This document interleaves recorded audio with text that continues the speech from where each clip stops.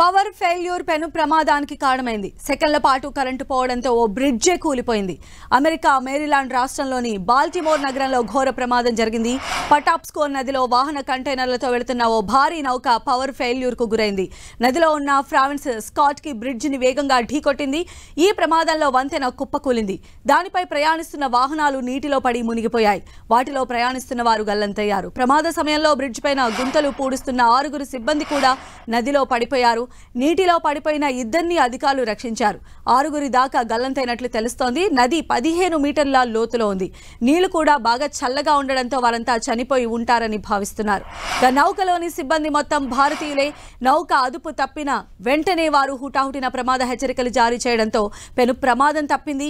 అధికారులు అప్రమత్తమై వాహనాలేవి బ్రిడ్జ్ పైకి వెళ్లకుండా నియంత్రించారు. దానికి తోడు ప్రమాదం జరిగింది రాత్రి వేళ కావడంతో బ్రిడ్జ్ పై ట్రాఫిక్ కూడా ఎక్కువగా లేదు. ప్రమాద సమయంలో నౌక గంటకు 15 కిలోమీటర్ల వేగంతో వెళుతోంది. పవర్ ఫెయిల్యూర్ తో అదుపు తప్పి బ్రిడ్జ్ పిల్లర్ ను ఢీకొట్టింది. పిల్లర్ విరగడంతో 2.5 కిలోమీటర్ల పొడవున్న వంతెన ఒక్కసారిగా కూలిపోయింది. ఆ వెంటనే నౌకలో మంటలు చెలరేగి దట్టమైన పొగ వెలువడింది.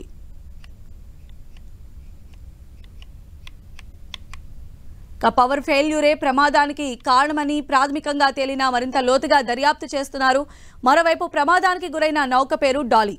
గ్రీస్ ఓషన్ ప్రైవేట్ లిమిటెడ్ కు చెందిన ఈ నౌక ప్రస్తుతం సినర్జీ మెరైన్ గ్రూప్ నిర్వహణలో ఉంది.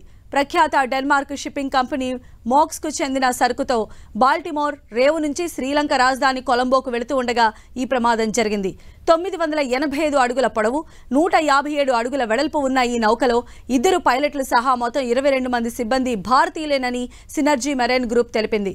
వారంతా క్షేమంగానే ఉన్నారని చెప్పింది. ప్రమాదం నేపథ్యంలో అమెరికా తూర్పు తీరంలో అత్యంత బిజీ ఓడరేవుల్లో ఒకటైన బాల్టిమోర్కు నౌకల రాకపోకలు కొన్ని నెలల పాటు స్తంభించనున్నాయి. పోర్టుకు నౌకల రాకపోకలను వీలైనంత త్వరగా పునరుద్ధరిస్తామని అమెరికా అధ్యక్షుడు జో బైడెన్ తెలిపారు.